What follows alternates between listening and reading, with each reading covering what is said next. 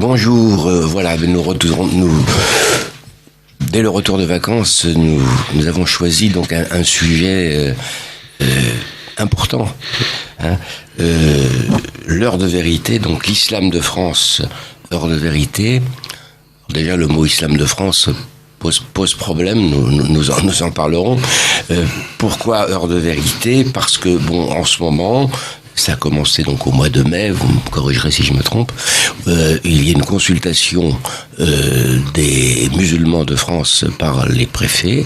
D'ailleurs, cela avait été annoncé par le président de la République, en vue de l'organisation d'un islam de France. Donc, ces discussions devraient commencer bientôt.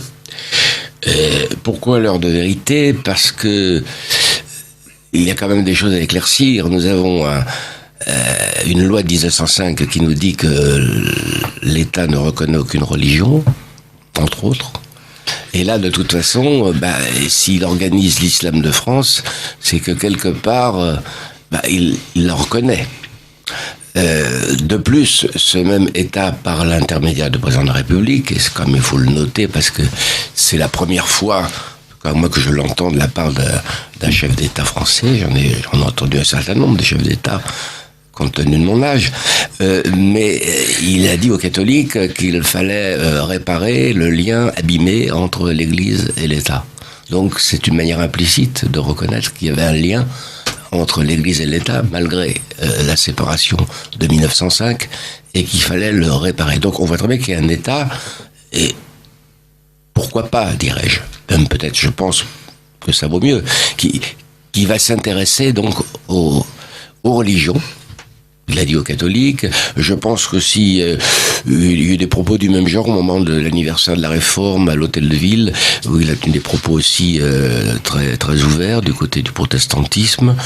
Je pense que c'est pareil du côté juif. Bon, alors qu'est-ce que ça veut dire ? Je dis c'est l'heure de vérité parce que est-ce qu'on va continuer avec cette loi de 1905 ? Je rappelle qu'en 1905, il n'y avait pas d'islam en métropole. Il y en avait juste en Algérie. C'était pas une colonie, c'était des départements français, mais avec cette particularité tout de même que les citoyens habitants l'Algérie n'avaient pas tous le même statut, hein, et que pour des départements français, ils étaient quand même un petit peu à part. La preuve d'ailleurs, c'est que la loi de 1905 n'a pas été appliquée en Algérie comme elle a été appliquée en France. Autrement dit, la laïcité de l'État n'a pas été la même. Donc, et enfin, donc, si vous voulez, l'urgence, c'est aussi le fait que il y a tout de même toujours des attentats, pour l'instant un peu moins en France, mais qui sont tout de même de la même origine, et même s'il y a une condamnation de la plupart de responsables musulmans, ça ne va pas jusqu'où ça devrait aller, c'est-à-dire l'idée du rejet de la communauté. Je n'en veux pour preuve, par exemple, que et là je crois que nous aurons aussi à faire des comparaisons avec les endroits, les pays où l'islam est religion d'État, voir quels sont ses rapports avec le pouvoir politique.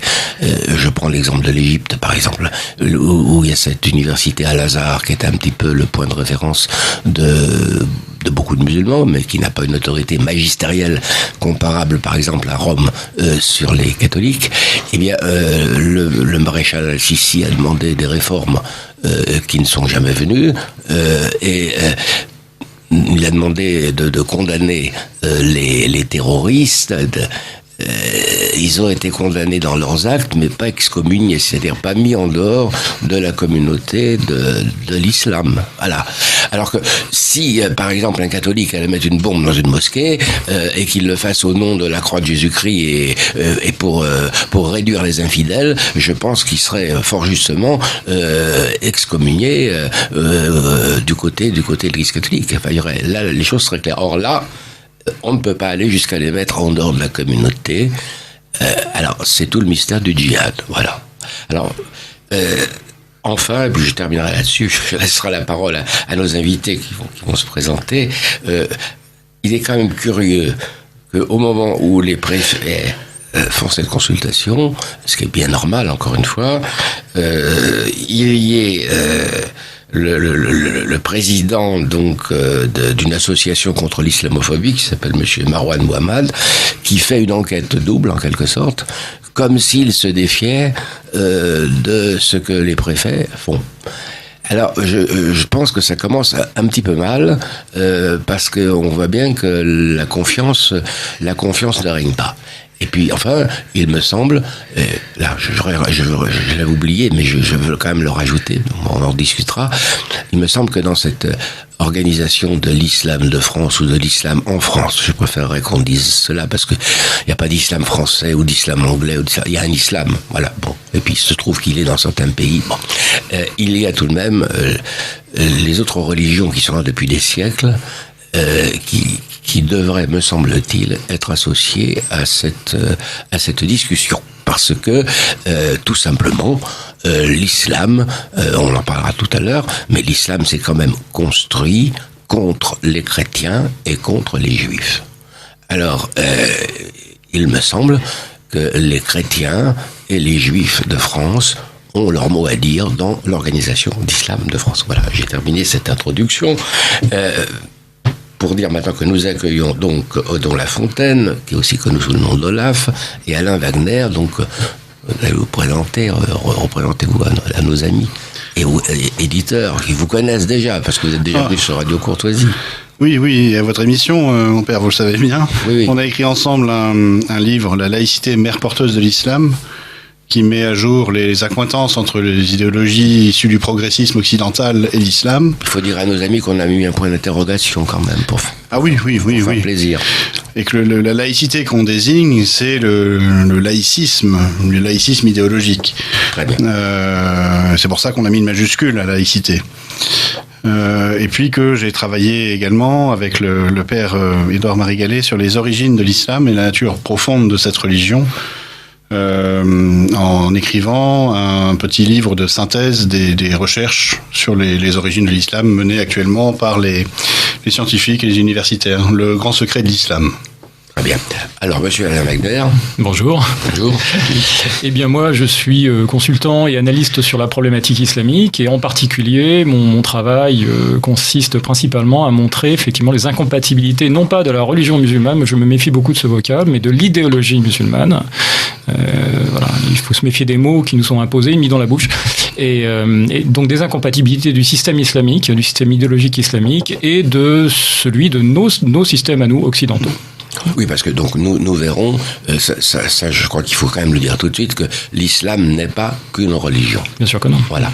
Et il y a beaucoup d'autres choses avec. Voilà. C'est ça, je crois qu'il faut tout de même, le dire. Alors, au niveau de l'introduction, est-ce que vous auriez quelque chose à rajouter sur ce que je viens de dire à propos de l'urgence de cette affaire? D'organiser l'islam de France. Alors déjà, il n'y a pas d'urgence parce que, de mon point de vue, et je crois que toute personne s'intéressant un peu au sujet, se documentant sur la longue durée, on peut savoir qu'il n'y a le prétexte du terrorisme ou de la violence islamique, de la radicalisation, enfin bref, de tout ce qu'on veut, est complètement faux. Nous ne sommes en face aujourd'hui de la part du gouvernement français que d'un des énièmes avatars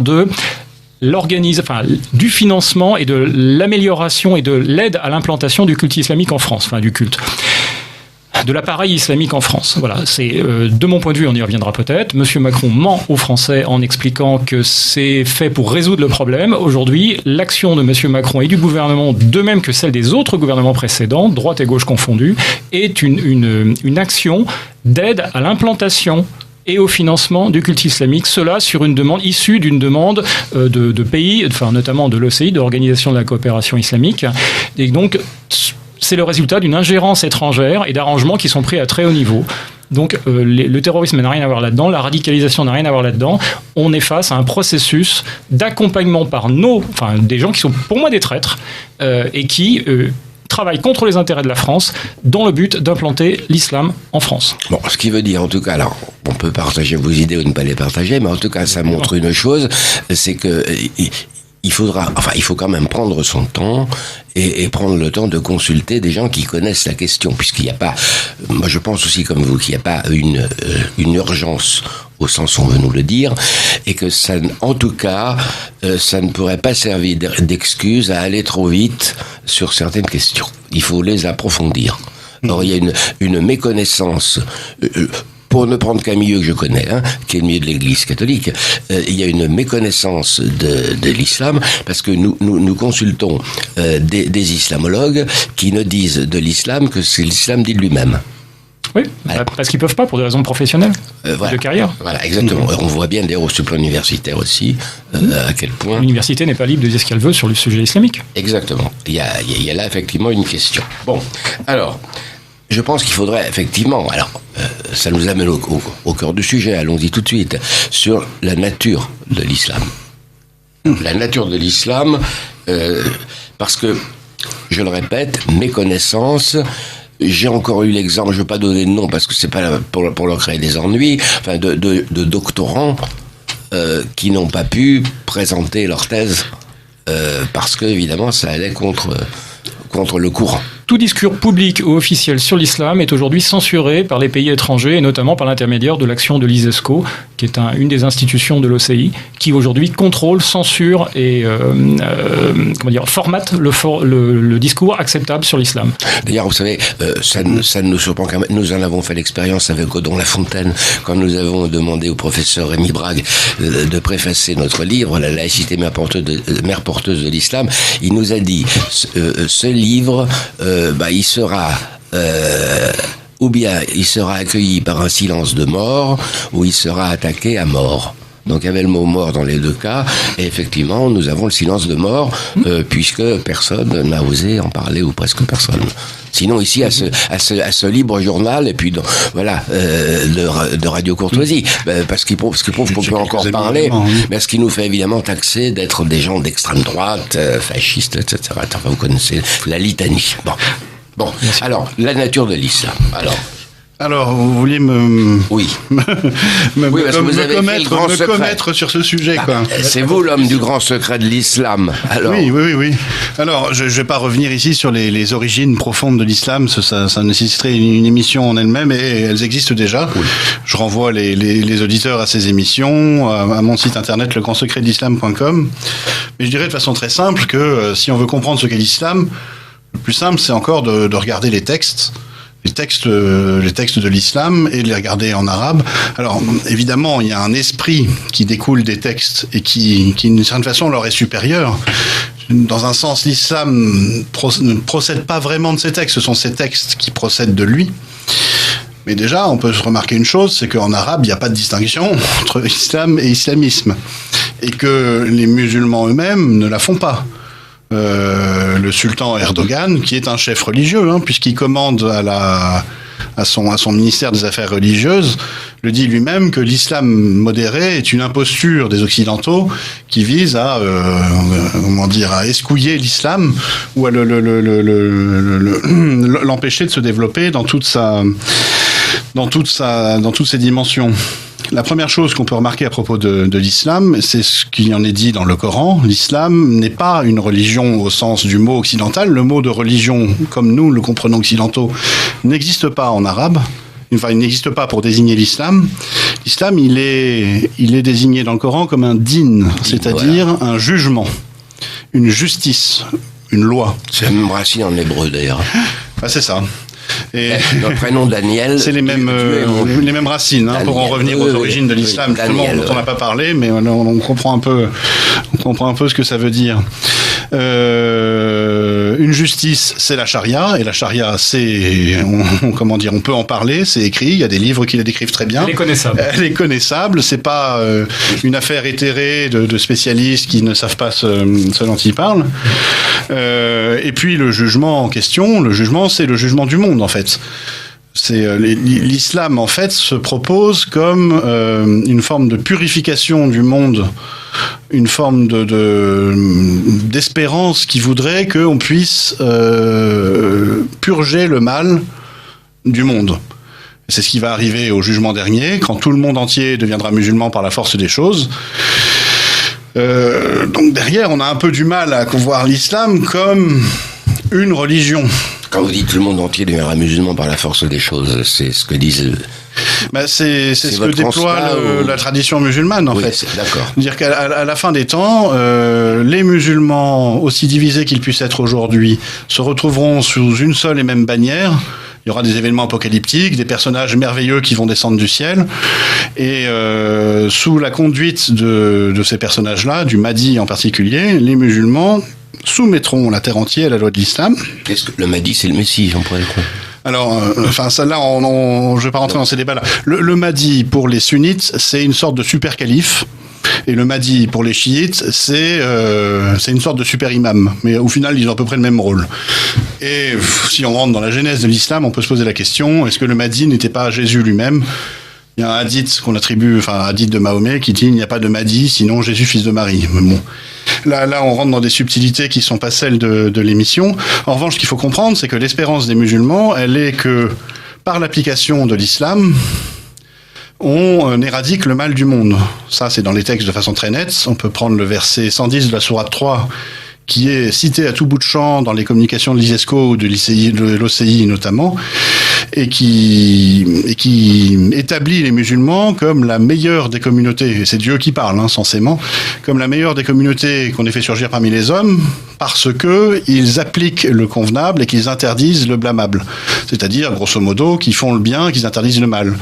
C'est pas qu'ils font, c'est qu'ils ordonnent le bien. Oui, exactement, ils l'ordonnent. Ils ordonnent et ils interdisent. Exactement. Et donc derrière, on a là le fond de l'islam, en fait. L'islam, c'est l'espérance que la loi de l'islam soit appliquée un jour à la terre entière et que, de fait, si la loi de l'islam est appliquée, il n'y ait plus de mal sur terre. Et cette loi, c'est la charia. Et cette loi, c'est la charia. Bien sûr. Peut-être que vous en parliez de la charia. Alors, la charia, c'est un système total qui a 4 caractéristiques principales, décrites par elle-même. Là, je ne donne pas mon avis, je décris simplement la charia telle qu'elle se décrit elle-même dans les textes musulmans. Donc, elle est supérieure, elle est abrogative, c'est-à-dire qu'elle supprime et remplace tous les autres systèmes humains. Elle est insécable, c'est-à-dire qu'on ne peut en refuser aucune partie. Et enfin, elle est immuable, c'est-à-dire qu'elle a été ordonnée par Dieu ou décidée par le consensus des savants, et elle est inchangeable. Donc 4 caractéristiques qui en font un objet extrêmement problématique, puisque sa qualité abrogative est souvent passée sous silence. On dit oui, les musulmans font ce qu'ils veulent. Non, pas vraiment, parce qu'en l'occurrence, la charia a pour finalité de détruire toutes les cultures et tous les systèmes légaux, tous les systèmes sociétaux humains, parce qu'elle est abrogative. Et pour ceux qui espéraient que tout cela reste lettre morte et que on applique les choses raisonnables et que le reste ne se passe pas, on oublie aussi l'insécabilité de la charia. C'est-à-dire que c'est aussi bien manger du steak halal que de porter le voile, mais que de faire le djihad, que de lapider, que de tuer les apostats, etc. Il n'y a pas de capacité à édulcorer le propos. D'où le propos d'Erdogan qui disait c'est insultant pour les musulmans. Oui. Voilà. Et là encore, c'est sur base coranique, c'est qu'on ne peut pas choisir telle ou telle partie de ce qu'on va appliquer. C'est un système total qui s'applique à vous de manière totale. Alors peut-être progressivement, mais la finalité est l'application totale du système. Bien. Une petite question, est-ce que le djihad est la charia ? Oui, bien sûr. Voilà. Et il est codifié, oui. Oui, bien sûr. Moi, je travaille avec des manuels de charia. Le djihad est mentionné dans les chapitres, notamment dans les livres consacrés à la justice. Voilà, quand on comprend que l'islam est une loi et que l'islam est aussi une espérance, on a compris aussi le lien entre ce qu'on pourrait appeler les musulmans modérés et les musulmans radicaux. Et on peut faire l'analogie que je trouve très juste avec le communisme. Le communisme visait à l'établissement d'un système mondial. Il visait à ordonner le bien, en quelque sorte. On retrouve exactement le même schéma de pensée que celui que l'on a explicité du verset 110 de la sourate 3. Système totalitaire. Et on avait dans le communisme un jeu entre des radicaux et des modérés, c'est-à-dire des révolutionnaires et des réformistes, par exemple. Et c'est exactement, dans un sens, la même chose que ce qu'on pourrait constater dans l'islam. Je ne vois pas aujourd'hui de communistes réformistes qui renient la révolution de 1917, qui renie Trotsky, qui renie en fait les fondamentaux violents du communisme, de la même façon que je ne vois, et on les voit pas vraiment, à part quelques vraiment de très rares exceptions, on voit pas vraiment de musulmans modérés s'opposer de façon réelle et frontale et efficace aux radicaux. Non, mais surtout, sans avoir recours à l'analogie, on peut tout simplement dire que la différence intellectuelle qu'on pourrait faire entre un modéré et un non modéré, c'est tout simplement le modéré. C'est pas une différence de nature, c'est une différence d'intensité. C'est-à-dire que le modéré n'applique pas encore tout. C'est tout. Oui, mais il ne rejette pas le système. Hein. Il y a là-dessus la citation du père Henri Boulade que je trouve très juste, qui parle de l'islamisme et de l'islam et de leur lien, en disant « L'islamisme, c'est l'islam à découvert, dans toute sa logique et sa rigueur.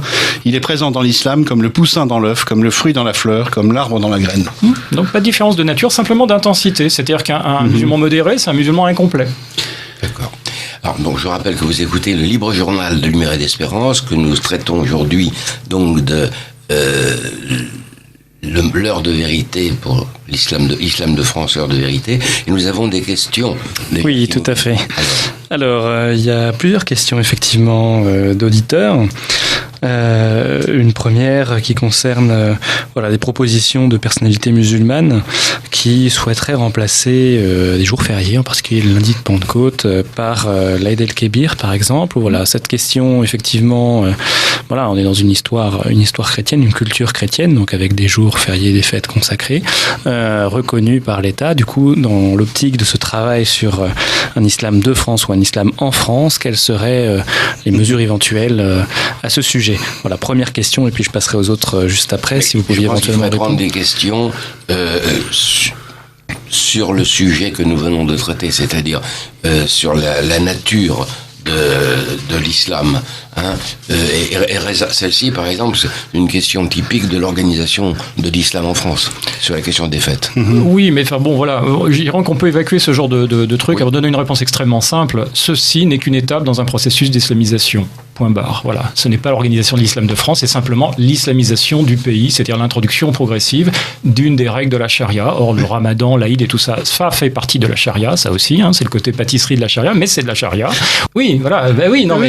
C'est petits gâteaux, mais c'est le côté pâtisserie de la charia. C'est de la charia, donc c'est l'introduction de la charia chez nous. La personne qui nous a posé la question, je vois tout à fait lucide, je suis tout à fait de son avis. Oui, les musulmans ne cessent de tester la résistance de l'État français pour vouloir islamiser le pays. Voilà. Oui. Et je pense que c'est une des étapes de l'islamisation, du processus d'islamisation. Cette proposition à propos des fêtes, c'est mettre la charrue avant les bœufs. C'est-à-dire que la réponse est non, comme je pense qu'il faudrait qu'il y ait un moratoire pour arrêter la construction des mosquées, tant qu'on n'aura pas justement discuté de ce que sera l'islam en France. C'est ce qu'on est en train de faire, bien sûr. Voilà. La question pertinente, c'est est-il pertinent d'introduire la charia en France ? Voilà, c'est ça la vraie question. Ah oui, pas de dire est-ce que c'est l'Aïd, le Ramadan, tout ça. Parce que tout ça, c'est de la charia. Donc, est-il pertinent d'introduire la charia chez nous, même par petites doses et progressivement ? Voilà, exactement. C'est la vraie question. Et ça, et ça, c'est une manœuvre évidente. Enfin, il faut vraiment. C'est la question qu'on ne veut pas poser. Oui. C'est la question qu'on ne veut pas poser. Elle est posée en filigrane dans diverses études. C'est le pot de miel autour duquel tout le monde danse, mais que personne ne veut voir ni nommer. Tout ça doit être soumis à des ententes préalables et il ne doit rien y avoir avant. Voilà. Bon, alors on continue. Donc, peut-être qu'on peut continuer sur ce que nous disions à propos de la nature de l'islam et sur le rapport, par exemple, vous disiez le sultan Erdogan. Bon, justement, le rapport entre le politique et le religieux, il y a cette ignorance de la distinction laïque que nous avons, nous. Alors, il faut quand même que les Français le sachent, ça. Oui, exactement, en fait. On pêche, nous, occidentaux, nous, Français, toujours dans le même sens. À chaque fois, quand on considère l'islam, on prend comme modèle le christianisme et on s'imagine que l'islam est le christianisme des musulmans. Et on ne veut pas comprendre que l'islam est une réalité en soi, une réalité à part, qui fonctionne différemment, et que ça ne marche pas comme ça. Et qu'il n'y a pas cette distinction en islam du politique et du religieux. Tout est religieux et tout est politique. Et donc, Erdogan est un chef religieux, autant qu'il est un chef politique. Et l'OCI, dont on parlait tout à l'heure, l'Organisation de la coopération islamique, est une autorité religieuse également. Elle a une forme de magistère. Elle se permet, par exemple, d'émettre des stratégies pour rapprocher les différentes écoles musulmanes, rapprocher le sunnisme du chiisme. Et donc on voit bien qu'elle est une autorité religieuse autant qu'elle est une autorité politique. Ce qui pose donc forcément, à partir du moment où un islam est organisé en France, que forcément, comme les gens qui pratiquent l'islam sont d'origine de pays différents, mais de pays musulmans, que c'est une possibilité d'ingérence de la politique de ces pays dans la politique française. Tout à fait. Mais cette ingérence a déjà lieu. On est en plein dedans. Elle a été voulue même par les dirigeants français.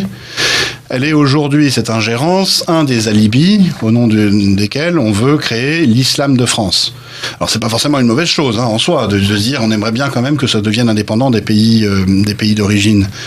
Mais il faut comprendre que dans les diverses coups de semonce qui ont été tirés avant la réforme de l'islam de France qui arrive, c'est-à-dire le rapport de l'Institut Montaigne, un islam de France est-il possible, je crois, titre était ça, je crois, fait par Hakim Al-Karoui, qui a été publié pendant la campagne présidentielle et qui semble avoir beaucoup influencé l'initiative du gouvernement, ou le livre d'Hakim Al-Karoui également, Islam, une religion française.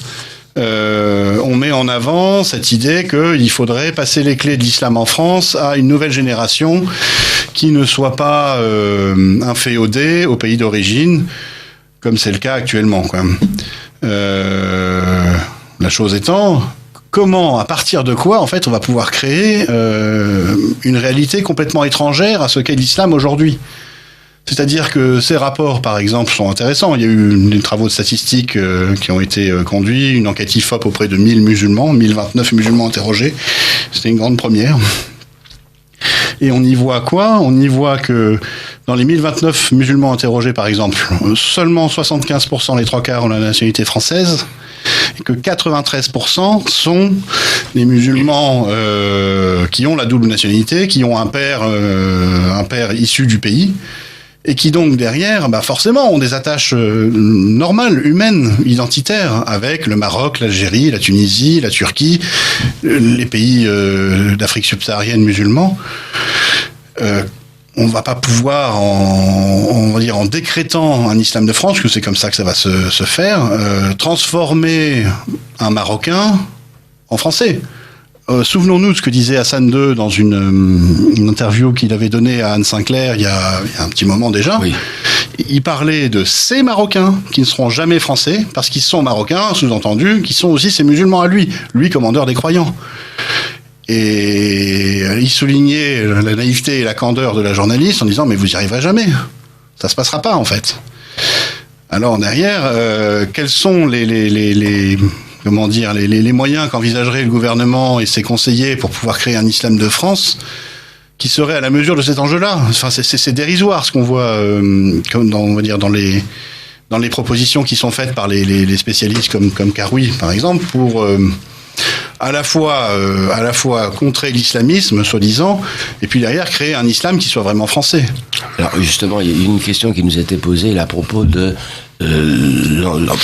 j'ai un petit peu abordé, je disais que les catholiques et les juifs, les chrétiens, pas seulement les catholiques, les chrétiens et les juifs devraient être associés à cette affaire, puisque l'islam s'est constitué contre eux. Il y a une question qui nous est posée là. Oui, c'est ça, un auditeur qui pose la question, parce qu'il a dit que l'islam est une religion fabriquée pour contrer l'extension du christianisme. Est-ce qu'il y a eu des études de fait pour confirmer ce point ? Voilà. Et alors moi je rajouterais, avant que vous répondiez, est-ce que justement c'est pas une faiblesse pour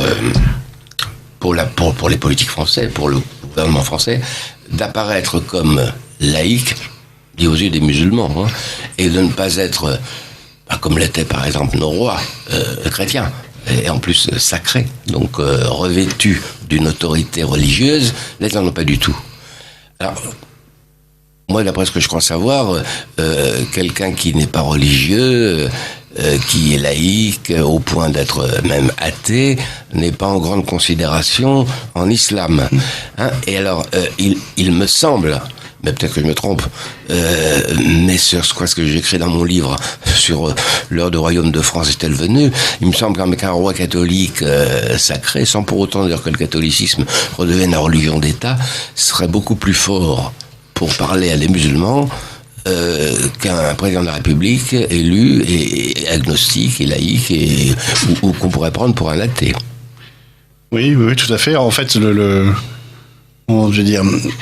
l'islam a une conception du monde très datée, entre le 7e et le 10e siècle à peu près, dans laquelle il n'y a pas d'athéisme.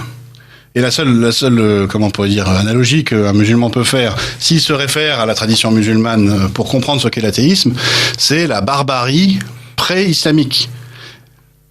Et la barbarie pré-islamique, c'est justement ce au nom de quoi Mahomet aurait fait le djihad pour répandre l'islam, en disant ça suffit cette barbarie, quoi.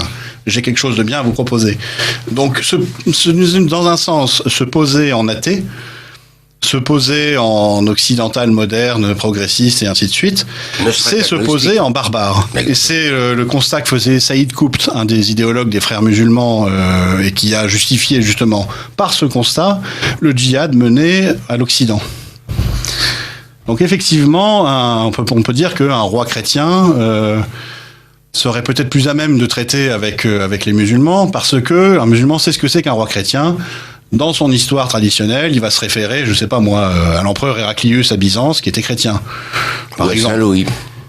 Ou à Saint-Louis, voilà. Bon, ils auraient des figures analogiques. Enfin bon, derrière ça, c'est quand même un peu tiré par les cheveux. On n'est pas forcément obligé de rentrer dans la logique des musulmans eux-mêmes pour leur faire comprendre que ce qu'on veut.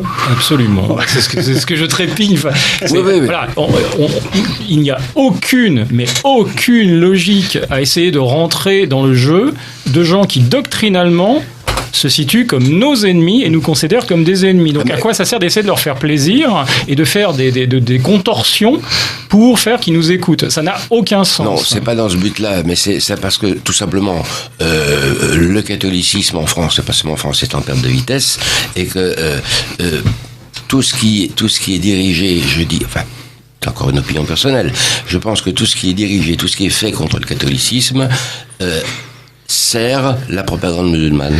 Parce que dans la mesure où on ferme les églises, où on les vend, etc., c'est facile de dire, vous voyez, les Français d'eux-mêmes renoncent à leur religion, il faut qu'on leur apporte la foi. Voilà, moi je pense qu'il faut simplement faire un pas en arrière. Là, on est parti dans une fausse piste, de mon point de vue. Il faut faire un pas en arrière. Nous n'avons rien à demander aux musulmans.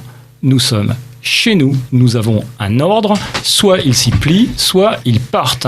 Voilà, il n'y a pas de nécessité, et je ne vois aucun exemple dans l'histoire du monde, aucune nécessité des gens qui sont en place et qui sont au pouvoir de négocier avec des nouveaux arrivants le changement du système pour faire plaisir aux nouveaux arrivants. Ça n'est jamais arrivé, et ça n'a pas de sens. En tout cas, c'est suicidaire de faire ça, parce que n'importe qui arrive chez vous et dit, voilà, la manière dont votre société fonctionne ne me plaît pas, faudrait voir à changer tout ça. Ah non, pour me faire plaisir. Nous sommes mal compris. Justement, une remarque à ce propos, là, il y a quand même, on a un problème global, mais je pense qu'il faudrait peut-être le préciser, parce que l'islam a un impact à plusieurs niveaux, un impact au niveau géopolitique, on l'entendait tout à l'heure avec les différentes puissances étrangères qui peuvent investir effectivement la France à travers ce biais. On a un problème aussi politique à travers le fait que, il y a des musulmans qui sont présents en France. Il y a cette question de laïcité qui pose un blocage, ou en tout cas qui n'est pas résolu. Et il y a aussi cette question, la question du musulman, de la personne musulmane, du pratiquant, qui souhaite avoir cette liberté aussi religieuse. Donc là, on touche plutôt aux droits de l'homme. On est sur un système effectivement qui inclut différents. On ne peut pas laisser passer ça. Non. Le mot de religion n'existe pas en islam. Ce qu'on présente aux musulmans comme étant une liberté religieuse, ils le comprennent comme étant la liberté d'appliquer la charia. Voilà. Alors qu'en réalité, c'est la liberté. C'est pas la même chose, la liberté de religion. Il faut lire la loi. La loi permet de pratiquer un culte dans la limite de l'ordre public. Donc, tout ce qui dépasse de ça n'est pas permis. La liberté religieuse totale n'existe pas en France. Ce qui est permis, c'est de pratiquer des opérations cultuelles dans des lieux de culte. C'est ça qui est autorisé en France. La tentative d'exploiter la règle pour en faire autre chose, c'est, du coup, au nom de la liberté religieuse qu'ils interprètent à leur sauce, nous avons le droit de pratiquer la charia chez vous. Voilà, mais c'est pas du tout la même chose. La loi française dit, vous avez le droit d'avoir des croyances, vous avez le droit d'avoir des pratiques cultuelles Et en tout cas, il y a une tradition française qui est qu'il n'y a qu'une seule loi. Autant la monarchie a été très claire là-dessus, même s'il y avait quelques particularités avec des parlements régionaux où on tolérait certains usages. Mais c'était dans un cadre unique, effectivement. Il y avait un cadre unique et la République. Qui était incontestable. Si je reviens à la République, elle était beaucoup plus rigoureuse, exactement. Et il n'était pas du tout question. Et c'est pas une remise en question du système. Absolument, c'est pas possible. Or, je crois que ce qu'il faut bien comprendre, c'est déjà un point sur lequel on peut déjà apporter une conclusion, c'est que la charia est inséparable du culte musulman. C'est un tout. Et ça fait partie En tout cas, elle se présente comme telle, elle est définie comme telle, oui. Elle est l'essence de la pratique islamique, l'essence de l'être islamique, c'est l'essence du fonctionnement du mode de l'homo islamicus. À partir de là, si des musulmans arrivent à mettre au point une mouture de l'islam qui ne contient pas de charia, je pense qu'ils seront les bienvenus en France. Sauf que si vous arrivez en France avec dans vos valises la charia, ce n'est pas acceptable. Voilà, donc, il ne sert à rien de commencer à discuter de la manière dont on va organiser, la manière dont des promoteurs de charia vont travailler chez nous. Non, l'activité même des promoteurs de charia, de la promotion de la charia, est une activité fondamentalement destructrice de l'ordre social. Et ça, c'est un motif d'interdiction au niveau de la loi de 1905. Donc, la personne qui veut prier dans un lieu de culte, se taper la tête en direction d'un caillou noir, se taper la tête par terre en direction d'un caillou noir, a le droit. S'ils veulent se mettre des plumes dans les fesses et tourner autour d'un bout de bois, ils ont le droit. Mais par contre, promouvoir la charia, la propager dans la société française, est un trouble à l'ordre public qui doit nécessairement être interdit. Point barre. Alain, tu dis les choses de façon très claire et, comment on peut dire, très brute, à partir d'un point de vue simple, en fait, simple et politique. Mais c'est un point de vue de cohérence par rapport à nos institutions. Mais moi, ce que je voudrais apporter à ce point de vue, c'est un complément qui permet peut-être de mieux comprendre les musulmans pour... Mais la France n'a pas le devoir de comprendre les musulmans, c'est à eux de se plier. J'entends bien, Alain, mais par exemple, tout à l'heure, quand on parlait de rois catholiques ou autres, l'idée derrière, elle est de comprendre quelles sont aussi les espérances que déploie l'islam et comment, en fait, traiter ces espérances. Qu'est-ce qu'on peut dire aux musulmans ? On peut leur dire de façon brute, comme tu le proposes, et force restera à la loi. Pas de charia chez nous. Je suis tout à fait d'accord. On peut aussi essayer de comprendre quelle est l'espérance des musulmans et leur montrer que cette espérance est vaine et fausse. C'est-à-dire qu'on n'arrivera jamais à libérer, à purger le monde du mal. C'est pas le travail du gouvernement, ça. Ça, c'est pas le travail du gouvernement. Non, mais je parle au niveau légal. Après, on peut essayer de convaincre les gens. On est dans une émission dirigée par un prêtre catholique. Oui, j'entends bien. Je le suis moi aussi. Mais je ne le suis pas. Toi, tu ne l'es pas, Alain, c'est pas le souci. Au contraire, c'est très intéressant d'avoir ton point de vue dans cette émission pour avoir comment dire, un aspect uniquement politique. Légaliste et politique. Légaliste et politique. Mais il y a un autre aspect, en fait, qu'il faut qu'on prenne en compte aussi dans l'islam. Sans ça, à mon avis, la lutte politique, elle mènera juste à la guerre. Point de vue, il est celui de faire comprendre quels sont les pourquoi les espérances que déploie l'islam sont fausses. Oui, mais en fait, derrière, pourquoi est-ce que l'islam est faux ? Le sujet de l'émission était la politique de Macron. Donc voilà, donc je reste dans les clous de l'émission. C'est-à-dire derrière, ce que doit être une politique gouvernementale. Tout à fait. Derrière, par exemple, on a parlé de la stratégie d'islamisation profonde. On n'a pas encore beaucoup développé ça. Il faudrait que tu en dises un mot, en montrant que le travail que fait l'ISESCO, par exemple, pour accompagner et diriger l'islamisation des pays non musulmans, c'est quelque chose qui vient de loin et il y a 10, 20, 30, 40 ans de compromission avec les gouvernements occidentaux. C'est un travail de fond qui est fait au niveau international. Pourquoi est-ce que l'ISESCO fait ça ? Pourquoi est-ce qu'ils ont cette rage d'islamiser chevillée au corps ? Parce que c'est en cohérence parfaite avec leur doctrine. Exactement. Ouais. Et donc derrière, il y a aussi... Dans l'analyse de l'islam, il faut exposer la doctrine et montrer en quoi elle est fausse. Et en quoi... oui, mais ça ne peut pas être la politique de Macron. Ça ne peut pas être la politique d'un État français. On va y venir, mais alors, avant qu'on aborde cette question, justement, à partir du livre de M. Karoui, quelques mots quand même sur la progression de l'islam en France, parce que c'est important ça aussi, parce que c'est aussi c'est entouré de toutes sortes de mystères. Voilà, exactement. C'est un sujet tabou. Et c'est pourtant une réalité dramatique. Il faudrait quand même en dire. Alors disons, quand on préparait l'émission, Alain, tu citais Tony Blair. Oui. C'était Tony Blair qui disait... on a menti sur les chiffres, il parlait d'immigration. Il dit le gouvernement anglais a menti sur les chiffres d'immigration jusqu'à ce que la situation soit irréversible. Nous sommes face à des gouvernements qui mentent à leur population et qui leur font des choses qu'ils n'ont pas le droit de faire sous des faux prétextes pour faire avaler la pilule. Voilà, le gouvernement français expliquerait aux gens que le but de la manœuvre est de faire entrer encore 50 millions d'immigrés en France et d'institutionnaliser l'islam en France et d'islamiser la société, comme il en a pris d'ailleurs les engagements avec les pays de l'OCI, mais les gens sortiraient les fourches et les torches, à juste titre. Donc, qu'est-ce qu'on dit ? On dit autre chose. On lutte contre la radicalisation. Enfin, alors, on a parlé de la progression de l'islam. Alors oui. Juste une question. Du coup, quel est l'intérêt du gouvernement français, en l'occurrence parce qu'on part sur la France, du coup, à ouvrir une telle boîte de Pandore, d'une certaine manière ? Alors, toute cette affaire-là, historiquement, alors je vais aller très très vite, remonte à un chantage pétrolier des années 70. Et puis surtout, maintenant, objectivement, on est dans un cadre international d'imbrication des intérêts financiers de la classe, de l'oligarchie qui nous dirige. Parce que Macron, il décide de rien. Macron, il fait ce qu'on lui dit de faire. Macron est l'homme d'une clique de gens extrêmement riches, de même que l'Union européenne, qui fonctionne selon les intérêts. Nous fonctionnons en Occident sur un système oligarchique. La démocratie, faut arrêter. C'est une plaisanterie. C'est un truc pour faire mettre des papiers dans des boîtes et dire aux gens, ne vous révoltez pas, vous avez mis un papier dans la boîte, donc vous devez accepter le système. C'est une escroquerie. Nous ne vivons pas en démocratie. Nous vivons sous un système oligarchique. Et l'oligarchie, aujourd'hui, a des intérêts placés dans le monde entier. On a des imbrications financières avec le monde musulman, comme avec d'ailleurs le reste du monde.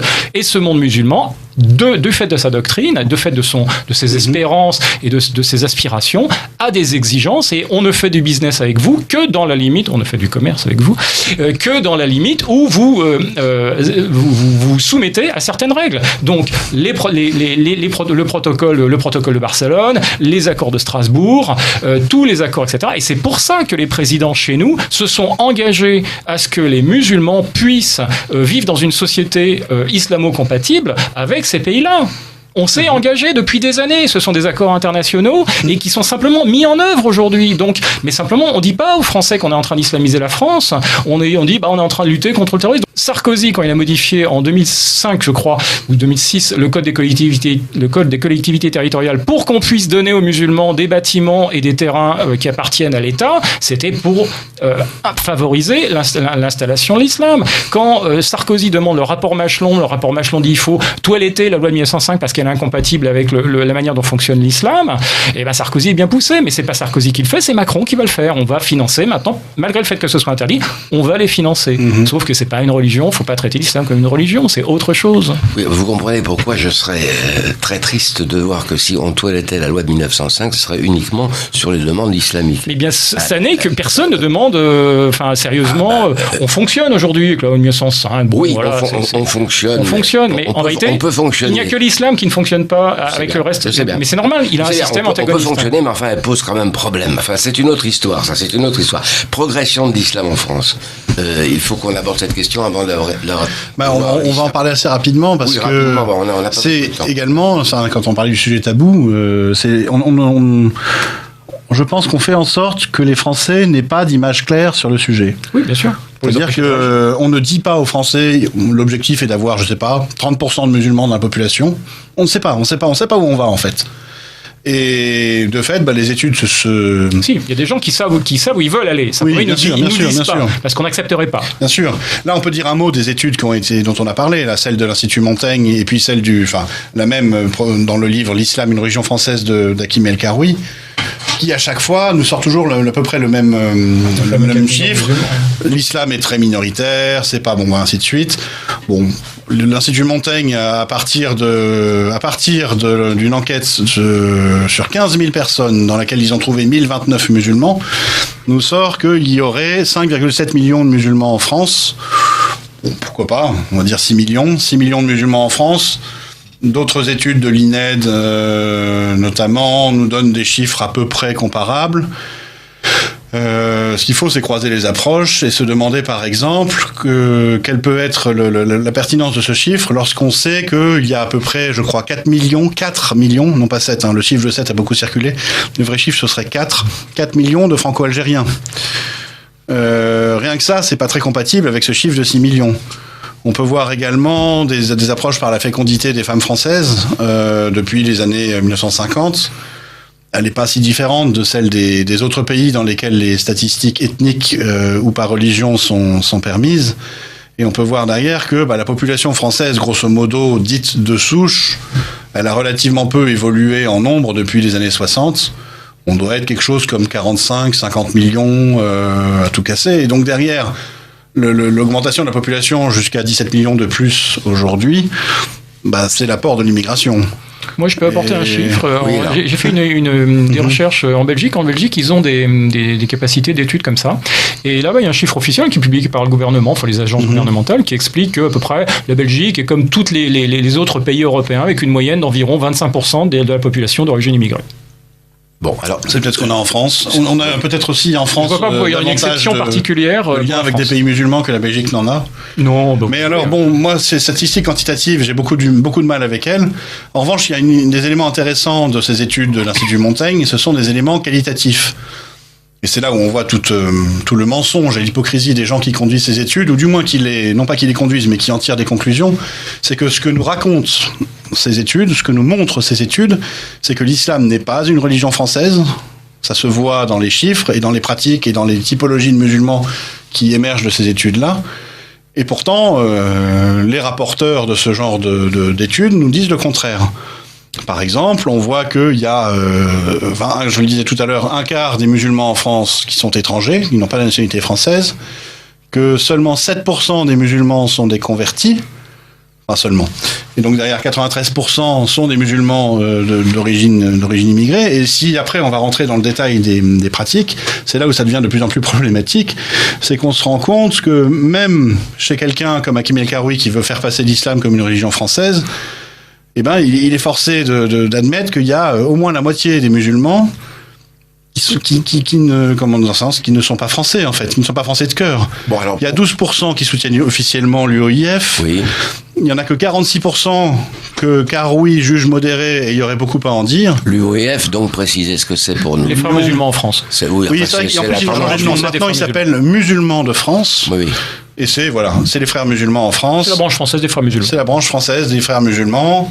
Celle à qui, par exemple, François Mitterrand a donné un terrain à Château-Chinon pour que, en 1991, ils y établissent. Et on voit déjà la profondeur de l'islamisation. Oui. Un institut de formation des imams, et qui accueillait notamment, et qui accueille toujours peut-être d'ailleurs, le Cheikh Al-Qardawi. Mais c'est la figure tutélaire de cette institution. Exactement. Bon, alors pour conclure sur ce chapitre, en gros, il y a combien de Français musulmans auxquels il faudrait ajouter les gens, les migrants, les gens situés à ce qui ne sont pas encore naturalisés? C'est un chiffre qu'il est aujourd'hui en France probablement, à peu près interdit de communiquer, parce que, et d'ailleurs c'est pour ça pourquoi les statistiques sont interdites quand on veut cacher la réalité qui les démontre. Donc on peut juste subodorer qu'elle est choquante pour les Français, puisqu'on veut leur cacher. Je pense aussi que c'est choquant parce que dans d'autres pays ça n'existe pas. Alors on nous cite souvent les autres pays, par exemple pour l'impôt à la source. J'aimerais aussi qu'on fasse la même chose pour le nombre, pour le nombre de religions. Alors, grosso modo, il y a combien de Français musulmans et en tout? Alors, 7 millions. Moi, j'entends entre 7 et 10. 7 et 10, moi je dirais. Oui, 7 à 10 millions, peut-être plus. Mais enfin bon, faut compter qu'il y a, quand on parle de Français musulmans, il ne compte que pour 3/4 de la masse des musulmans en France. D'accord. Bon, alors, bien. Donc, s'il y a, par exemple, 7 millions de Français musulmans, il faut rajouter, évidemment, on va dépasser 10. Peut-être. Bon, voilà. Donc, écoutez, on va pas ergoter là-dessus, mais enfin, c'est quand même une masse importante. Et alors, le pourcentage de pratique, parce que on sait que pour les catholiques, par exemple, la pratique, elle est entre 1,5 et 3%. Ah, mais en fait, la pratique, c'est une des impostures présentes, d'Hakim El-Karoui dans son rapport et dans son livre L'Islam et religion française. Oui. La pratique de la religion musulmane n'a rien à voir par sa nature même avec ce qu'on dit être la pratique chez les juifs ou chez les chrétiens. D'accord. Elle ressemble peut-être un peu plus à la pratique chez les juifs, mais la pratique chez les juifs, on dira c'est aller à la synagogue le jour du sabbat. Chez les chrétiens, on va dire c'est aller à la messe, et chez les musulmans, on va dire c'est aller à la mosquée. Non. Bon, alors justement. Non, parce que regardez par exemple, vous avez quelque chose comme 90 ou 95% des Français en France. Enfin, peut-être que le chiffre est un peu gonflé. Vous avez une écrasante majorité de personnes en France qui se font enterrer à l'église, type Johnny Hallyday. Est-ce qu'ils ont vraiment pratiqué au cours de leur vie? Mais est-ce que c'est pas ça aussi la pratique? Donc derrière, dire l'islam est la première religion de France par la pratique parce que il y a X% de musulmans qui vont à la mosquée tous les vendredis, là où il y a mais nous ne sommes 10 plus fois moins. Nous ne sommes plus à 95% de baptisés, hein, c'est fini ça. Nous ne sommes plus à 95% Ah, de non, baptisés, non, certainement. non. Certainement, Nous mais sommes vers sans doute 60%.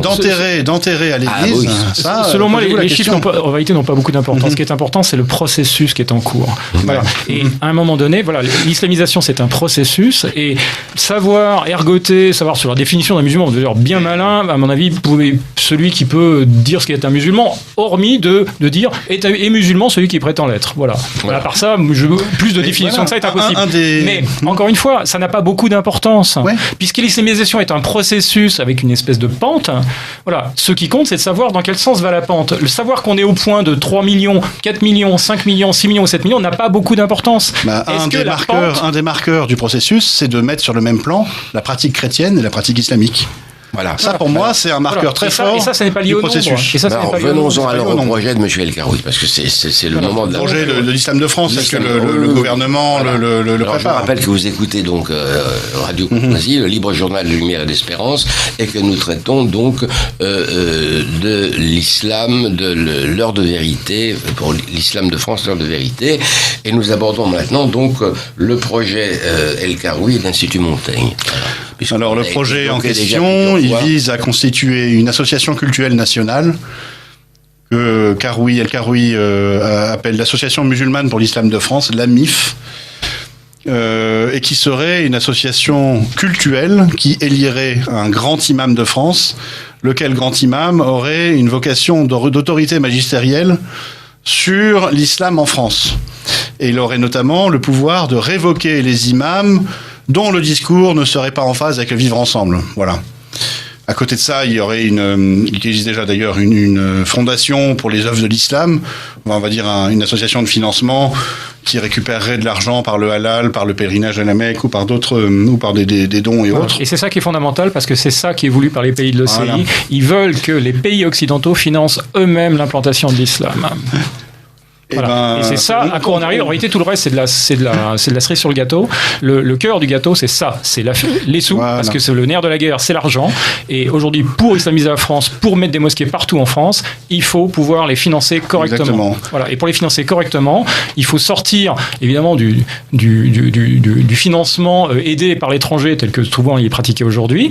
Et donc, le baratin, parce que c'est jamais que ça. Et du financement le baratin du financement local, français, etc., sert simplement à camoufler le fait que, à un moment ou à un autre, la France, donc les Français vont verser des impôts pour construire des mosquées. C'est ça vers quoi on va. Je pense là, tu as tout à fait raison Alain, qu'on est dans un projet de diversion. On va nous mettre en avant ces histoires d'imams de France. Il va y avoir plein de débats sur ce sujet-là. Et derrière, ploup, la Fondation pour et surtout un truc bien technocratique et bien obscur qui va servir de ce qu'on appelle de boîte noire, c'est-à-dire que va sortir de cette boîte noire magiquement de l'argent pour construire des mosquées et participer à l'islamisation, mais on ne sait pas exactement ce qui va rentrer dans cette boîte noire et qui sont les personnes qui vont mettre des sous. Ce qui veut dire que déjà que Dassault a mis 1 million d'euros. Oui, mais c'est pas. Mais ça, c'est anecdotique. C'est anecdotique. Oui. Mais voilà, il y a peut-être des contrats à signer. Il y avait peut-être des contrats à faire signer dans certains pays. Il montre le chemin, bien sûr. Mais il va surtout se passer. Il va y avoir de l'argent étranger qui va arriver par ces trucs-là. Et encore une fois, en France, quand on va noyer le poisson, on fait une commission. Voilà, ce qui va se passer, c'est qu'on va faire un comité Théodule qui est censé gérer, clarifier et assurer la transparence, alors qu'en réalité, on est en train de faire exactement le contraire. On est en train d'enfumer les circuits financiers qui vont permettre l'islamisation de la France. Voilà. Nous sommes en face, et je le répète, c'est fondamental, il faut comprendre, il faut que les Français comprennent ça. Nous sommes face à des gens qui nous mentent. Le gouvernement français nous ment. Il nous ment. Et on a bien compris qu'il y avait donc derrière surtout la question des intérêts commerciaux. Parce que commerciaux, géopolitiques. Voilà. Donc, je dis ça parce qu'il y a plusieurs questions qui viennent et qui souvent sur les ondes de Radio Courtoisie, il y a cette ce que je peux tout à fait comprendre d'ailleurs. Il y a le complotisme et on y voit toujours le bras de la franc-maçonnerie. Alors j'aimerais quand même dire quelque chose à propos de l'islam. Oui, non, parce que c'est pas. Non, il faut arrêter de rabaisser. Enfin, parce que ça, c'est vraiment le genre de choses qui distrait, mais il faut en finir une fois pour toutes.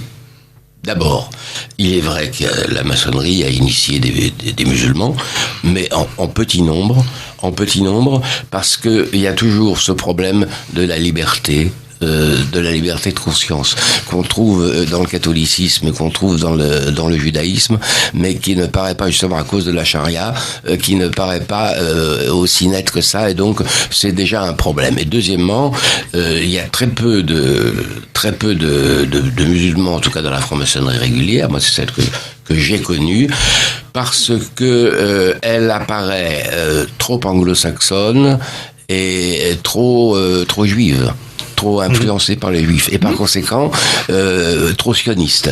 Et ce serait donc pour un musulman, ce serait une espèce de trahison que d'être franc-maçon. Alors, donc là-dessus, mon père, un petit bémol, c'est qu'on va parler vous parlez de la maçonnerie en France ou en Europe. Oui, la maçonnerie dans les pays musulmans, c'est pas tout à fait la même chose. Ça, je la connais. Et elle a eu un grand impact pour la structuration de l'islam. Elle a constitué le modèle sur lequel s'est fondée la fraternité des frères musulmans. Ça, je sais. Mais bon, il faut voir que la maçonnerie en Égypte ou dans les pays coloniaux, ex-colonies, elle était moins, je pense, une œuvre, comment on pourrait dire,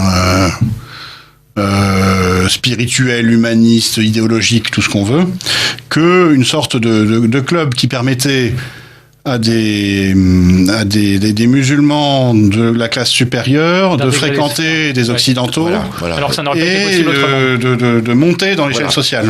Comme les gens qui vont au Lions Club pour se faire des carnets d'adresses.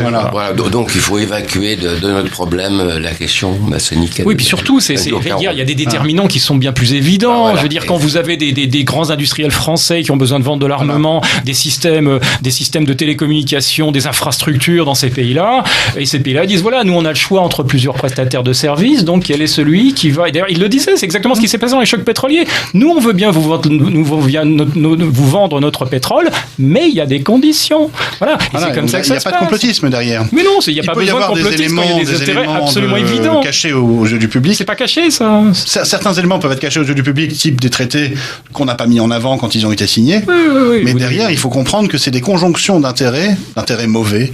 Ouais. Et le mal s'ajoute au mal et nous amène aujourd'hui à la situation catastrophique qui est la nôtre. Alors revenons au projet de M. El Karoui, parce que c'est quand même un projet. Si on insiste sur ce projet-là, c'est parce que il est proche du président de la République. Ils ont travaillé ensemble en même temps, je crois, chez Rothschild, à peu près à la même époque. Et surtout, il faut être au courant de la manière dont fonctionnent nos institutions. C'est-à-dire que il ne serait pas crédible que Macron sorte de sa poche comme ça ex nihilo. Il est obligé de s'appuyer sur des choses qui ont l'air respectables, parce que issus d'experts. Effectivement, ça a l'air respectable. Mais c'est fait pour. Simplement, la fin était déjà préécrite. C'est ça. Oui, voilà. C'est un truc qui est commandé, ça. Alors là, justement, l'implication de l'État. Donc, vous avez. Alors, l'État devrait surveiller le processus de création des associations. Il l'a déjà d'ailleurs à moitié encadré pour ce qui est de la Fondation de l'Islam de France. Ça a été fait avec Chevènement. Et puis derrière, les préconisations seraient que l'État s'engage également dans la formation des cadres musulmans, des imams via le concordat Alsace-Moselle, éventuellement même on puisse, par ce concordat, former des aumôniers musulmans. Et Hakim El Karoui va même jusqu'à expliquer que la loi de 1905 demanderait que l'État s'implique dans la création d'aumôneries musulmanes. Il a quand même un peu poussé les gens, pousser un peu loin le raisonnement, quoi. Il y a des aumôneries musulmanes. Moi, j'étais aumônier militaire jusqu'au 30 juin. Actuel, donc, il y a des aumôniers musulmans dans l'armée. Mais est-ce que c'est l'État qui forme les aumôniers musulmans ? Non. Voilà, bien sûr que non. Mais alors là où il nous sort le truc de son chapeau et on retombe tout de suite dans ce qu'a expliqué Alain, tout était écrit depuis le début, c'est que pour lutter contre l'islamisme et pour faire de l'islam une religion française, Hakim El Karoui sort de son chapeau sans aucun lien avec ce qui a été démontré par son étude, la nécessité de faire apprendre à l'école l'arabe classique, soi-disant pour éviter de l'apprendre à la mosquée, et aussi parce que il y a tellement de musulmans qui veulent l'apprendre à la mosquée que les mosquées ne satisfont pas la demande. Il n'y a pas de contradiction, bien sûr, entre les deux. Alors, sauf que ça, c'est une mesure qui est demandée par la stratégie culturelle islamique de l'OCI. C'est une des mesures principales. Il faut absolument que les enfants des musulmans apprennent l'arabe à l'école, et subsidiairement que ça soit appris aux autres. On va pas leur faire apprendre notre père en arabe, je crois. Et donc là, on est encore une fois, mais rappelez-vous l'épisode Belkacem. exactement la même chose. Tout à fait. Mise en place d'une des mesures principales, parce que je vous rappelle que cette stratégie dont on parlera tout à l'heure, donc est un document officiel adopté officiellement en 2000 par l'OCI, est une stratégie qui est mise en application en Occident depuis les années 2000, donc date de son adoption, et qui préconise, disant que le fait de parler arabe est le véhicule effectif, alors je cite mot pour mot, est le véhicule effectif de l'identité. C'est-à-dire que faire apprendre l'arabe aux jeunes musulmans assurera que leur identité reste une identité musulmane et ne sera pas une identité occidentale. Mais alors ça, c'est inacceptable. Du point de vue français, c'est complètement inacceptable parce que ça va à contrario Sauf que c'est exactement de tout ce que la France a fait pour se construire. C'est-à-dire, il y a eu des problèmes d'ailleurs avec les patois locaux, etc. Il y en a même encore. Mais en tout cas, ce qui est très clair, c'est que sur le plan de l'enseignement et sur le plan du culte, les choses doivent être faites en français. Voilà. Et ça, c'est pas tolérable. Quand on parle de l'islam comme une religion française. Voilà, c'est pas tolérable. Voilà, mais ça n'a pas de sens. C'est un oxymore. Juste une chose, rappelez la référence du document. Il s'agit d'un document qui s'appelle Stratégie de l'action islamique culturelle à l'extérieur du monde islamique. Absolument. On le trouve sur le site de l'ISESCO, ISESCO. Et c'est un document qui a été... Que vous pouvez télécharger, lire vous-même. Il est en français. Il est en français. C'est un document officiel signé par 57 chefs d'État musulmans. Absolument. C'est-à-dire... c'est Dieu le Père, quoi. Oui, c'est la plus haute autorité magistérielle de l'islam. Alors, pas magistérielle de l'islam, dans le sens où ils n'émettent pas de fatwa et de choses comme ça, mais c'est la plus haute organisation politique, puisque c'est le regroupement des chefs d'État. Il n'y a pas de différence entre politique et religieux. J'entends bien, mais là, en l'occurrence, voilà, pour un occidental qui ignorerait la chose, voilà, elle a été adoptée au niveau des chefs d'État. Ce sont des chefs d'État qui ont voté cette stratégie et qui, aujourd'hui, la financent et la mettent en œuvre chez nous. Ça se passe chez nous. Donc, c'est bien ce que je disais tout à l'heure. On ne peut... Il y a derrière une influence de politiques étrangères Absolument. Qui se mêlent. C'est une ingérence. C'est une ingérence. Ouais. Donc quand Macron prétend organiser l'islam de France, il oublie de préciser qu'il y a 57 pays musulmans, participants à l'OCI, qui eux travaillent activement aujourd'hui en France et qui n'ont pas du tout la même opinion que Macron sur la manière dont on doit gérer les populations musulmanes en France. C'est pour ça que je parlais d'heure de vérité, parce qu'il faut bien que la vérité apparaisse. Mais oui, Macron ment. Enfin, on nous ment. Alors sur cette question de l'organisation de l'islam de France, il y avait cette proposition notamment d'un grand imam de France. Est-ce que ce serait une mesure, on va dire déjà potentiellement applicable ou absolument pas du tout, et sinon, quelles sont les alternatives Alors avant de parler d'un grand imam, comme ça fait penser à grand rabbin ou président de la conférence épiscopale, tout ça. Qu'est-ce qu'un imam? Faudrait que vous messieurs, il faut qu'on en parle. C'est l'homme qui mène la prière. Voilà. C'est pour une autorité. On va tout de suite évacuer la définition des chiites, qui sont ultra minoritaires en France. Oui. Parce que pour les chiites, l'imam, c'est une personne sainte. Oui. C'est pour les duodécimains. C'est l'un des 12 successeurs de Mahomet. Et donc derrière, quand on parle de l'imam, c'est avec beaucoup de déférence. Voilà, c'est à peu près l'équivalent du calife. La version chiite n'a pas de pertinence en France. Mais alors maintenant, chez les sunnites, l'imam n'est que le conducteur de la prière. Voilà. C'est ça peut être le pasteur autoproclamé d'une assemblée évangélique, par exemple. Aucune capacité de modifier la doctrine islamique. Aucune. Voilà, il n'est pas comparable, il faut bien le dire à nos auditeurs, c'est pas comparable à un rabbin, à un pasteur ou à un prêtre. Et surtout, il n'a aucune capacité de créer un islam de France qui serait doctrinalement différent de ce qu'il est aujourd'hui. C'est là où on voit une partie de l'enfumage, et qui est l'enfumage en plus à double tiroir, là, comme tout à l'heure on le faisait remarquer Alain. On va prétendre que cet imam pourrait avoir une autorité magistérielle. Alors qu'il n'en a pas. Il pourrait révoquer un imam en France. Or, si moi, demain, je me convertis à l'islam et que je fonde ma mosquée ou ma salle de prière dans ma cave, et que qui pourra m'empêcher d'être l'imam de ma communauté? Ce sont les croyants eux-mêmes qui désignent leur imam. Oui. Alors justement, on est dans un enfumage complet. Tout à l'heure, vous avez insisté sur le mot din à propos de l'islam, donc qui implique l'idée du droit. Alors, est-ce qu'on ne pourrait pas, parce qu'il y a d'autres chefs, disons spirituels, religieux, juristes, etc.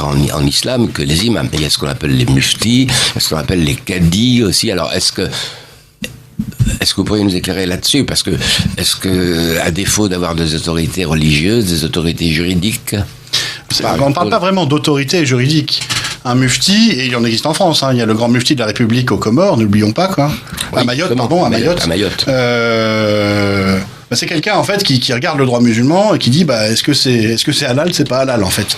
C'est grosso modo, je sais pas moi, je veux pouvoir manger, je sais pas moi, du lièvre. Est-ce que c'est halal ou c'est pas halal? Bon, le mufti va dire, je regarde les textes, je regarde la jurisprudence, j'appartiens à telle école juridique, je suis, je sais pas moi, du madhab malékite, et quel cas je vous dis, non, c'est haram les enfants, on n'y touche pas. Mais on n'est pas du tout là dans une autorité de type épiscopal, ou ça n'a rien à voir avec ce qu'on connaît chez les chrétiens. C'est encore une fois de l'enfumage complet de penser qu'on va pouvoir créer ex nihilo une autorité magistérielle religieuse en islam, alors que l'islam ne connaît pas ça. La seule forme d'autorité qu'il y a en islam, ça s'appelle l'autorité du chef, et du vrai chef, c'est-à-dire celui qui tape du poing sur la table et qui a son armée derrière lui. C'est Erdogan, c'est Bouteflika, c'est le commandeur des croyants au Maroc. Voilà des vraies autorités en matière d'islam. Vous pensez bien qu'en Turquie, en ce moment, on file doux. Il n'y a pas un imam qui va commencer de dire que l'islam dirait il faut faire ci, il faut faire ça. Ils sont s'opposerait au vu de... Ce sont des fonctionnaires gouvernementaux. Ce sont des fonctionnaires gouvernementaux. Dans tous les pays musulmans, l'islam est géré par le pouvoir politique, qui est une autorité religieuse en soi, en fait. Mais en amont même de ça, avant de se dire, est-ce qu'un imam, etc. Mais il faut aussi bien se rendre compte que tous ces gens-là fonctionnent sur le logiciel de la charia. Et encore une fois, la vraie question qui est pertinente, c'est est-il logique de se dire que des gens doivent fonctionner sur le logiciel de la charia en France? Et la réponse, elle est non. Enfin, encore une fois, tant que les musulmans, je veux pas déflorer la fin, mais il est absurde de se poser des questions sur l'organisation d'un système qui aujourd'hui comprend la charia. Enfin, ça n'a pas de sens. Et d'une, ça n'a pas de sens. Et puis de deux, on va dire, allez, il y a quoi, 6, 10, 12 ou 30, même 50 millions de musulmans en France. Il y a 1,6 milliard de musulmans ailleurs qu'en France.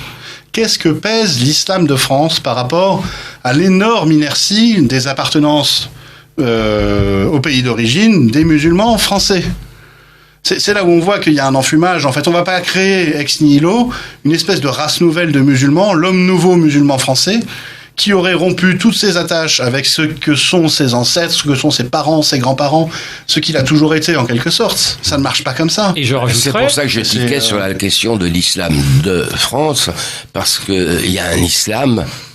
Et puis surtout, ça ne peut pas exister. Encore une fois, la mise en application de la stratégie culturelle islamique cite dans son propre texte le fait que la mise en œuvre de cette stratégie, c'est la coordination et le regroupement sous la houlette de l'ISESCO, du fonctionnement des mosquées, des centres culturels, des cours d'arabe et des associations éducatives musulmanes. C'est-à-dire que à l'heure actuelle est mise en œuvre sur notre territoire une politique de mise sous tutelle, de contrôle et de coordination par l'étranger, par des corps étrangers, du fonctionnement de toutes les institutions islamiques qu'on a chez nous. Donc, où est la logique du discours de Macron? On est dans de la science-fiction, dans des gens déconnectés de la réalité. Alors, avant de poser une question, je rappelle que nous sommes sur Radio Courtoisie, que c'est le journal de Lumière d'Espérance.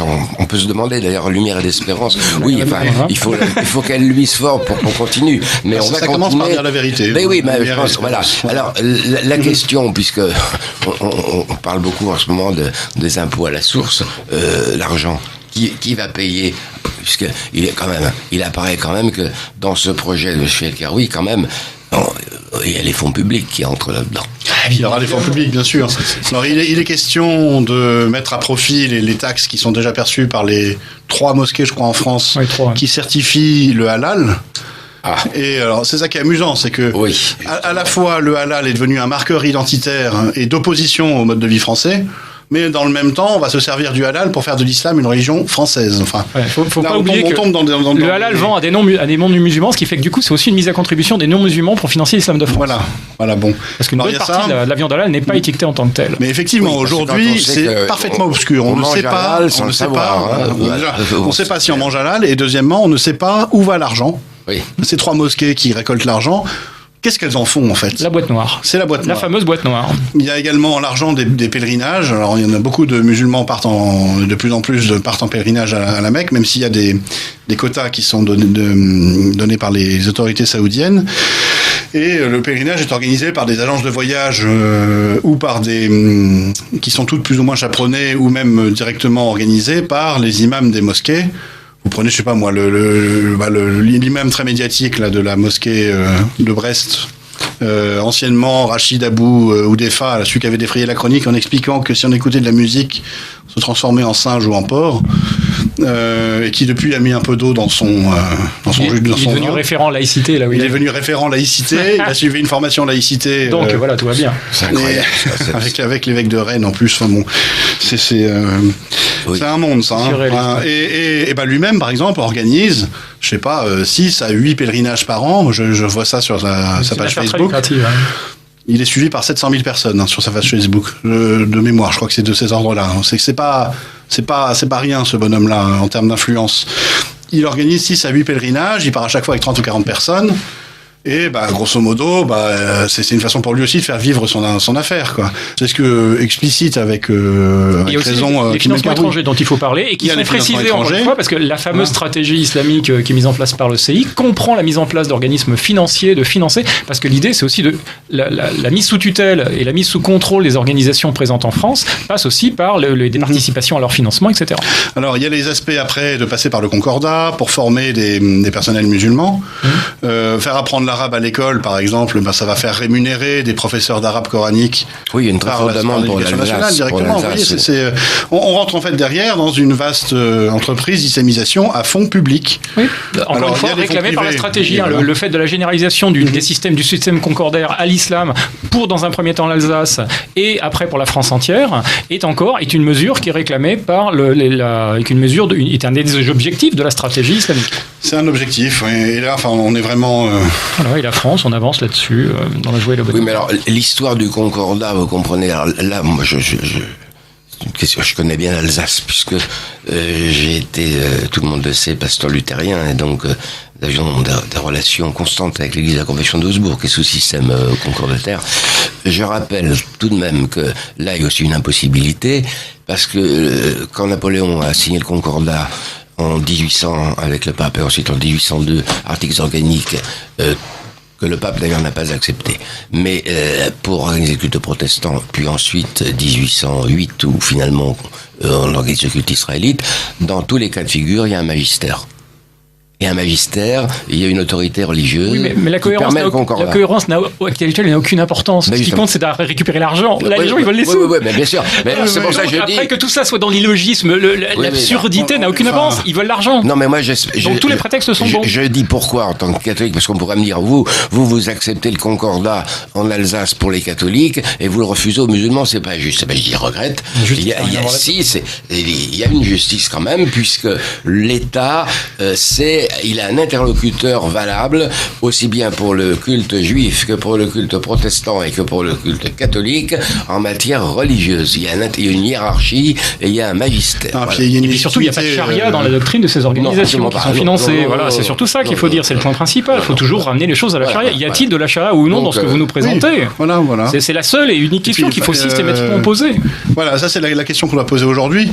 Et puis derrière, si on va regarder dans la profondeur historique, la France s'est constituée avec le catholicisme et par le catholicisme. Bon, on peut pas encore dire que la France s'est constituée avec l'islam et par l'islam. Donc il est vraiment beaucoup trop tôt là pour parler de concordat ou d'alliance. On est dans une phase d'observation et d'observation, comment dire, avec beaucoup de retenue. Je trouve que c'est très gentil comme appréciation. Oui, du point de vue musulman, on est simplement dans une phase aujourd'hui on baisse la tête en attendant d'être suffisamment fort pour vous détruire votre système. Voilà, c'est tout. C'est très clairement établi par les documents qui sont écrits par les frères musulmans. Il faut que nous songions maintenant à aborder une conclusion, parce qu'il faut, disons, à des recommandations. Moi, je vois bien que d'ailleurs, on s'orientait débat, mais ce qui ne m'étonne pas, il y a cette dimension juridique et politique qui fait que si on veut ébaucher, parce qu'à mon avis, ce qui sera fait, si tant est qu'on aboutisse à quelque chose, ne pourra pas être définitif. Parce que, à mon avis, il y a un certain nombre de choses qui devront être mises à l'étude. Parce qu'on ne peut pas on ne peut pas accepter. Si par exemple on nous dit, voilà, on met la charia de côté, supposons, et nous cantonnons aux pratiques cultuelles. Aux pratiques cultuelles, il nous est permis quand même de mettre en doute une pareille affirmation. Sous réserve de vérification que ce soit effectivement... Voilà. Parce que bon, les associations musulmanes nous ont habitués à promettre des choses et évidemment à ne pas le tenir. C'est-à-dire qu'ils encaissent le chèque et après, voilà. Un contrat, c'est quand même les deux parties qui respectent. Voilà. Or là, on est face à une partie qui de toute manière a une politique a des objectifs et qui, pour atteindre ces objectifs, est prête à raconter n'importe quoi. Tout à fait. Alors, donc... ça veut dire qu'il y aurait un certain nombre de choses à laisser, mais en tout état de cause, ça veut dire aussi que l'État ne doit pas seulement envisager l'islam comme étant une religion, mais aussi comme drainant. Alors qu'ils disent ou non qu'ils gardent la charia, mais enfin, comme étant quand même tout un ensemble de styles de vie, qui fait que, en comparaison avec les autres États musulmans, où l'islam là, est la religion de l'État, ça implique de la part des autorités politiques une surveillance importante de ce à quoi on aboutira, beaucoup plus forte que ce qui se passe pour les catholiques, les protestants ou les juifs. Et c'est ce que font les États c'est ce que font les politiques dans les pays musulmans. Si on ne surveille pas l'islam, ils vous mangent. Donc, et qu'est-ce qui se passe ? Le seul moyen de maîtriser le tigre, c'est de le tenir par les oreilles, mais c'est pas une position confortable. C'est ce que disent les Chinois, tenir le tigre par les oreilles. D'autant plus qu'il y a quand même, je crois, il y a une personne qui nous fait remarquer dans une question, oui, je crois qu'il faut quand même le dire, ça. Il y a un prosélytisme musulman qui existe, et pas que dans les prisons. Mais il ne serait pas problématique si encore une fois, dans ce prosélytisme, il n'y avait pas la charia. Oui. Mais moi je pense qu'encore une fois, on est en train aujourd'hui, le gouvernement est en train de prétendre organiser des gens et financer quelque chose qui contient la charia. Donc la logique serait tout simplement que les musulmans se débrouillent comme ils veulent, parce que c'est pas le boulot de l'État français de changer l'islam, que les musulmans se débrouillent, mais comme ils veulent, pour modifier leur système de fonctionnement de manière à nous présenter quelque chose qui ne contienne pas, que c'est impossible dans le système institutionnel français, qui ne contienne pas de la charia. S'ils le peuvent, eh bien, ils le font dans un premier temps, puis ils viennent nous présenter leur truc, et on voit comment ça se passe, et à mon avis, un islam ainsi modifié fonctionnera très bien dans la société française et le cadre actuel sans aucun besoin de modification. Soit ils sont incapables de le faire et nous devons tirer pas eux, mais nous devons tirer les conclusions d'une incompatibilité de vie commune avec des gens qui ont dans leur mode de fonctionnement la charia. Encore une fois, arrêtons de gamberger sur des choses qui n'ont aucun sens et qui sont complètement impossible et incohérente. Il y a un précédent quand même dans l'histoire de France. J'évoquais Napoléon et les articles organiques. On voit très bien que l'empereur a craint la même chose avec les Juifs. Oui. Puisque dans les questions préalables, il y avait dans la douzaine de questions posées aux Juifs de France, ils y ont réfléchi pendant 1 an, Napoléon, on voit bien qu'il ne veut pas de double législation.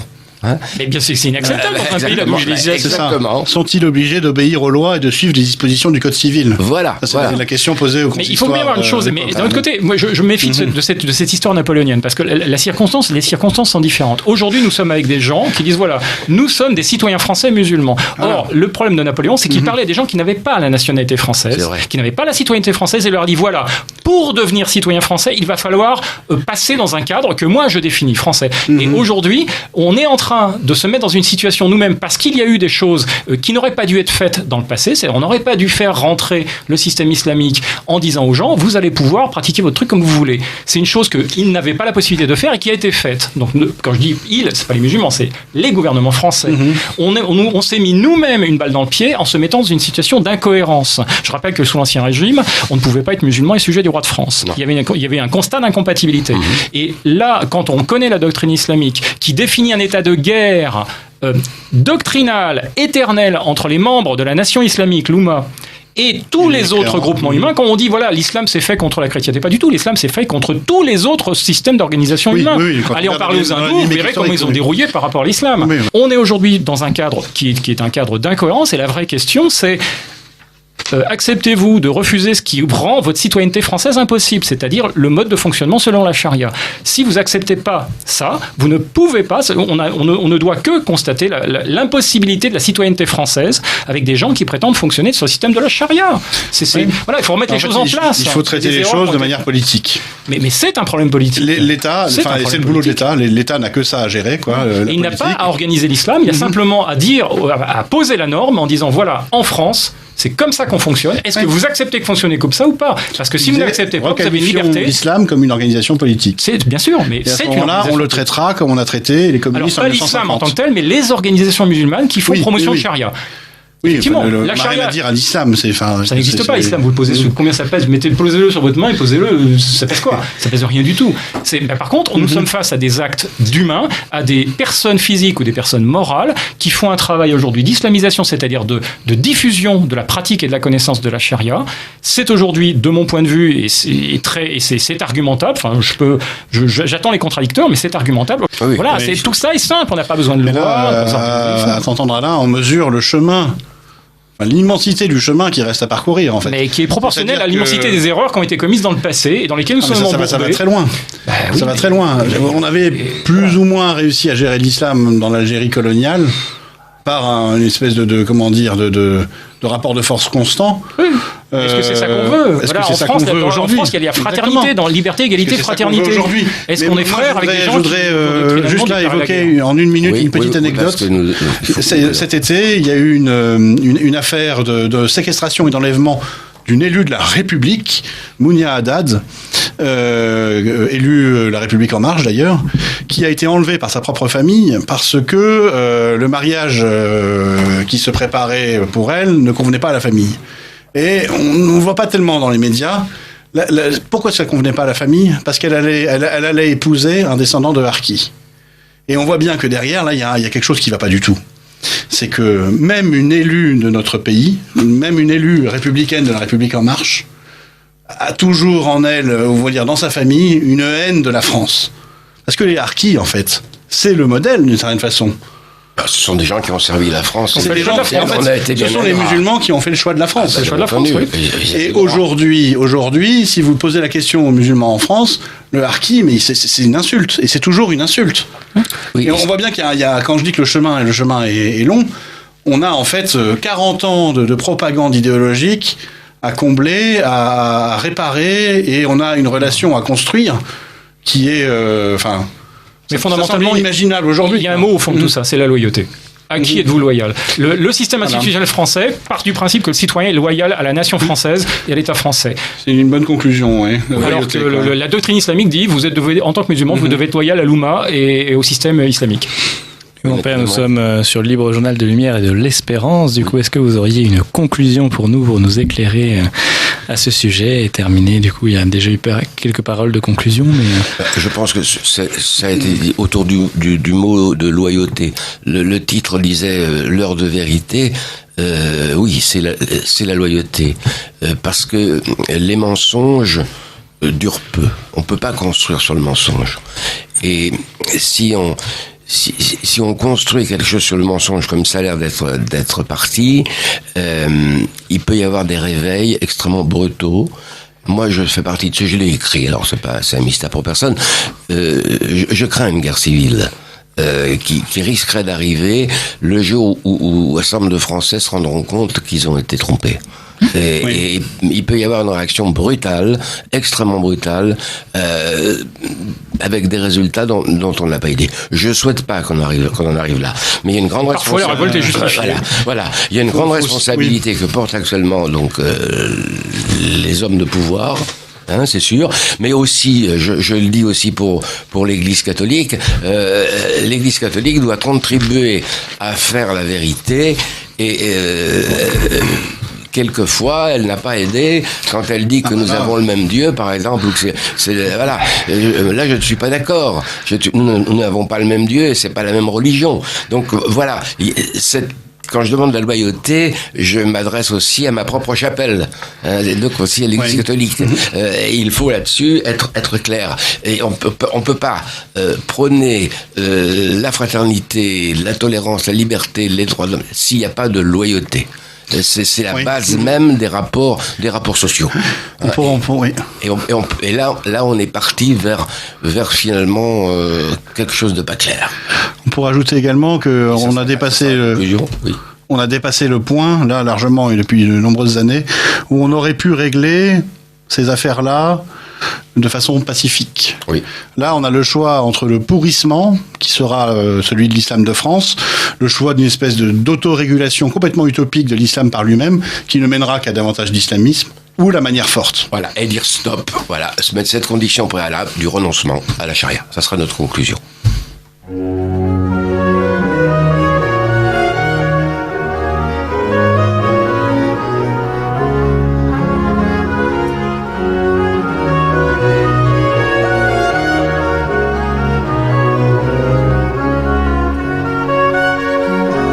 Ici Radio Courtoisie, la radio libre du pays réel et de la francophonie. Vous venez d'entendre le libre journal de Lumière de l'Espérance, dirigé par Michel Viau, assisté d'Emeric, et diffusé en direct dimanche 2 septembre 2018 de midi à 13h30 et réalisé par Jocelyn. N'oubliez pas que Radio Courtoisie est une radio culturelle associative. Afin de sauvegarder une indépendance absolue, Radio Courtoisie refuse toute ressource publicitaire. Radio Courtoisie ne vit que grâce à ses auditeurs. Aidez-nous à demeurer libres. Rendez-vous sur soutenir.radiocourtoisie.fr et accédez à l'ensemble de nos archives à partir de 5 € par an. Vous pouvez également envoyer votre chèque à Radio Courtoisie, 61 boulevard Murat, 75 016 Paris. Si vous le désirez, nous pouvons vous faire parvenir un enregistrement de ce libre journal. Commandez le CD-ROM pour le prix franc de port de 9 € ou 6 € seulement si vous êtes adhérent de notre association. Je vous rappelle notre adresse, Radio Courtoisie, 61 boulevard Murat, 75 016 Paris.